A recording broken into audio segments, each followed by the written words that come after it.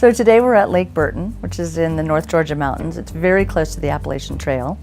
And as a high school student, I did a lot of hiking up in this area because I did most of the Georgia and North Carolina sections of the trail. But this cabin has been in our family since 1976, and I've been coming here since that time.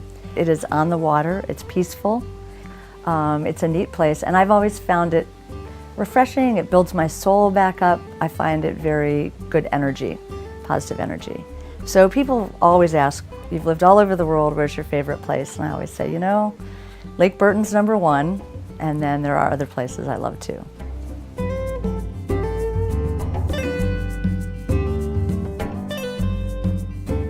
I'm Lisa Gary's Korslund, and in June of 2010, I was diagnosed with acute lymphoblastic leukemia, Philadelphia positive. And it was quite a journey getting there. I actually twisted my ankle one night out for a walk and took 2 trips to the ER over a period of 2 weeks. I actually was in Switzerland for about 12 or 15 weeks. We lived there, so that was home. The Swiss doctors said, oh, you just twisted your ankle and fell down, and so you hurt yourself. And on the 3rd trip to the ER, when I was exhausted and could barely move, they did a blood test, at which point they realized I had leukemia, but they didn't know what form. So at that point, you're kind of like just numbed. It's like, excuse me, what? And so then you say, uh-oh, now what? And then chemo seemed like a likely treatment, and then it was transplant. But then I learned more about it, obviously, as part of my treatment plan, and it became the, how's this gonna work? What's gonna happen? Oh, do I need to go find somebody? You start asking yourself all these questions, and then the system unfolds before you, and it's very reassuring. At the very beginning, the priority was just getting the care sorted out and understanding the treatment and what the plan was going to be. Then we started prioritizing, thinking about our next steps and how were we going to do this in the medium term. And there are things that are really important you have to do right that moment, and there's things that can wait. You have to just put the priorities where it needs to be at the time. Yeah. Jim was my hero because he never flinched. He just dealt with everything. I concentrated on my health and staying strong, and he really ran the show. He said to Lisa at one point, all you have to do, Lisa, is get well, and I'll take care of everything else. And I thought that was just beautiful. Our parents were very transparent with us about the process, wouldn't you say? Yeah. The first couple nights in hospital, we all came in to see her for the first time, I think, since the diagnosis, or since she was taken into hospital, and they just kind of laid out what it was, how we're going to fix it, and that was it, you know? So we understood the process pretty well, and we'd go home and talk to Dad, too, and learn more about it at home.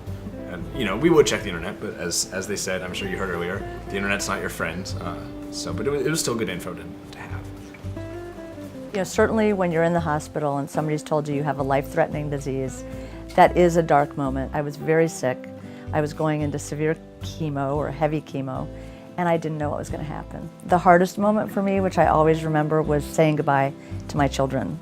My son going off to college, my daughter's going to the United States for 6 weeks, and I didn't know what was going to happen. I'm probably more of the optimist in the family, and I think the other thing is it wasn't me laying in the bed. So I was just that half a step removed from it. So I think I was always highly certain that it was going to work out. Yeah. And I think you probably I was mostly certain it was going to work out. beset by more doubt than I was. So there's moments in the middle of the night where it's nerve-wracking, and then there's where you turn to your faith and say, this will work, there's a great system behind me, and we're going to sort something out. And you just have to believe. So once it was determined, there was a good chance, more than 50-50, but right around 50-50, that my siblings would match. But unfortunately, that wasn't the case. So they then switched to the donor registry. It was easier for me to look at the numbers and see there's millions of people out there, and to take comfort from all of your doctors making the comments that your ethnicity is fairly common, and that was a benefit for you. Yeah. So I felt pretty confident.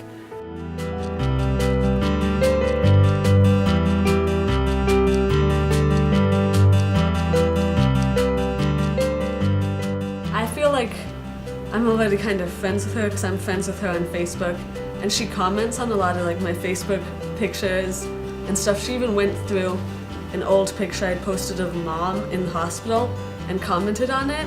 Like, we feel like we know her, we know where she is, we know what she's up to, and we see like pictures of her, and that will help.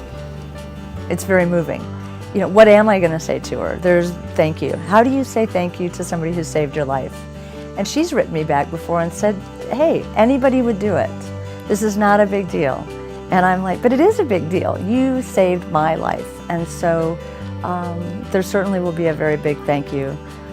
There's a lot of things I want to talk to her about and ask her about herself, and again, why she did this and what caused her to go through with it. But I'm really excited. I'm excited to get to know her, but I'm also excited to understand her thinking.